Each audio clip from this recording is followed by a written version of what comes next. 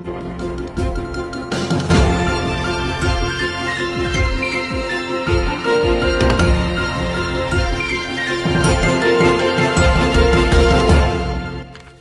değerli vətəndaşlar, mən siyasi bloger Elnur Əliyev.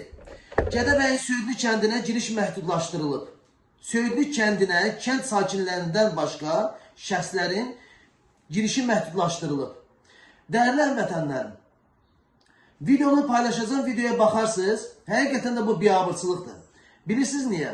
Bu hadisə mənə bilirsiniz nəyə xatırlatdı? Nardaran hadisələrini xatırlatdı ki, bugünə kimi də Nardaran kəndinə giriş, kənd sakinlərindən başqa heç kim oraya girib çıxa bilməz.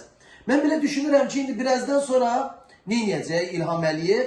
Daha bir hoqqa durğuzu deyəcək ki, Gədəbəyin Söydlü kənd sakinləri teröristdir, İran cəhsusudur, İrana işdir. Benim abim heng var mı? Var mı abim heng?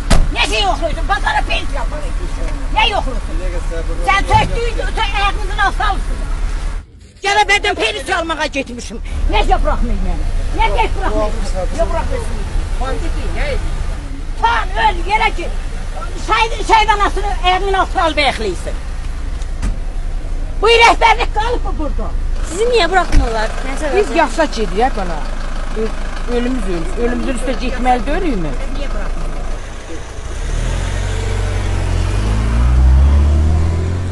Bizi niye bırakmırlar ki? Ne varmışıq? Kənd cəmaatına ağarıb, haqqını tələb eləyir. Və zəhəri göl və 2 ayın içində 15 dənə cavan gəlmir. Onu kim götürər?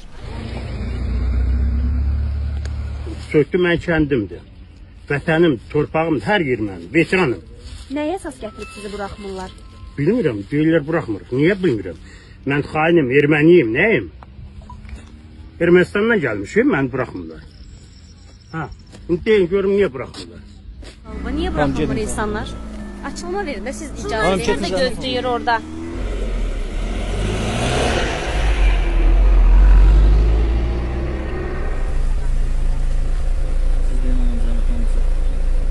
Bir ilin içində bəlkə 20 adam ölüb.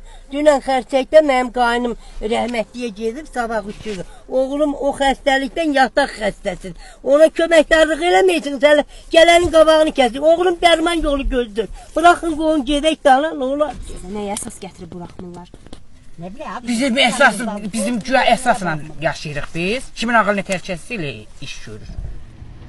Polisler artık diğer alternatif yollardan istifade eləməsinlər diye, gedə bilməsinlər diye yüksekliklere çıkıp oradan nəzarət edirlər digər yollara.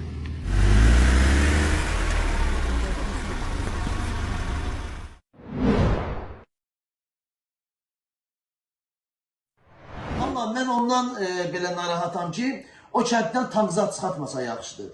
Çünki bizim diktator Əliyevin qondarma özü üçün rejim qurmuş diktator Əliyev, dırnaqarası diktator Əliyev, onun və onun əhatəsində polisləri fokusluyordular. Ürəkləri istədiyi vaxtı evdən tank çıxartdılar, ürəkləri istədiyi vaxtı insanları şərbökdən atıb, narkotik iddiamı ilə həbs edirlər.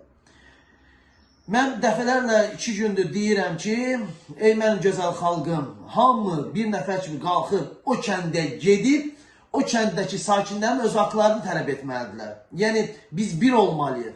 Biz o kənddəki olan sakinləri tək yalnız qoymalı deyilik.